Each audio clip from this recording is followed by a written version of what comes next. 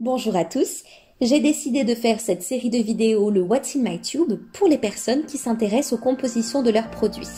Le mercredi sur le blog, je vous publie un article sur l'efficacité et le rendu d'un cosmétique ou d'un soin que j'ai pu tester. Et ici, je vais m'attarder sur les ingrédients qu'il contient, comme j'ai pu vous le proposer sur Instagram. On commence tout de suite avec la base masque soin capillaire de WAM qui se présente dans un pot. Elle coûte 11,90 € pour 300 ml de produit. La base est fabriquée en France et non testée sur les animaux. Nous avons au premier ingrédient de l'eau, ce qui est tout à fait classique pour la composition d'un masque capillaire. On retrouve l'alcool cétéarylique qui est un alcool gras qui va favoriser le mélange entre l'eau et les huiles. Il permet au masque de rester sur la fibre capillaire une fois qu'on l'a posé et il va adoucir et lisser la cuticule du cheveu. Le Cetaryl Wet Straw Glucoside va stabiliser les émulsions. Je ne vous l'ai pas encore dit d'ailleurs, mais sachez que vous pouvez retrouver en barre de description mes sources. Et si c'est quelque chose qui vous intéresse, n'hésitez pas évidemment à faire vos propres recherches sur le sujet. La bétaïne, c'est ce qu'on appelle un ammonium quaternaire.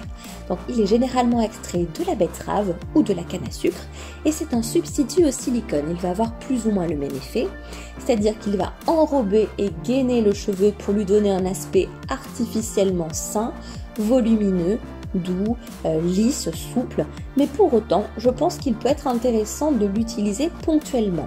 Je m'explique, si vous avez les cheveux extrêmement emmêlés, plutôt que de passer du temps sous la douche à vous faire mal au bras à force de tirer, à vous faire mal au crâne, voire à arracher une petite touffe de cheveux, et je parle en connaissance de cause, je pense qu'il vaut mieux utiliser dans ce cas-là un soin à base de quartz, quitte à faire de temps en temps des clarifications. On a de la glycérine qui va apporter et maintenir l'hydratation dans le cheveu. Dans ce masque, nous avons pas mal d'huiles et de beurres végétaux, comme l'huile d'argan qui va donner de l'éclat et de la brillance à la fibre capillaire. Le beurre de karité est adapté aux cheveux secs car il va venir les nourrir en profondeur. On a de l'huile de noix de coco qui va lisser le cheveu, le rendre vigoureux, brillant, et l'huile de jojoba qui va apporter de la souplesse et rééquilibrer le cuir chevelu et la production de sébum. C'est une huile qui est à la fois adaptée aux cheveux gras et aux cheveux secs, donc très intéressante. On a de l'huile de tournesol qui apporte aussi de la nutrition, même si elle est moins noble et moins chère à produire. On a un hydratant et un humectant très intéressant, l'aloe vera. Sur la fin de la composition, ce qui est un petit peu moins grave mais quand même dommage à mes yeux, nous avons de l'huile d'olive hydrogénée. C'est une huile qui est extraite par l'ajout d'un produit chimique ou par chauffage à haute température, donc elle va perdre un petit peu ses propriétés. C'est une huile qui est moins chère à produire, elle est plus stable, elle va moins s'oxyder, donc pour les industriels, elle est assez intéressante, un peu moins pour nous. La gomme xanthane va stabiliser les émulsions et va jouer sur la viscosité du masque en le rendant agréable à appliquer. Nous retrouvons des conservateurs, le benzylalcool et le déhydroacétique acide qui va empêcher le développement des micro-organismes. On a un AHA, donc un acide de fruits, qui est l'acide lactique. Il va venir réguler le pH et retenir l'eau dans le cheveu. Et enfin, nous terminons par le tocophérol, qui est l'autre nom de la vitamine E.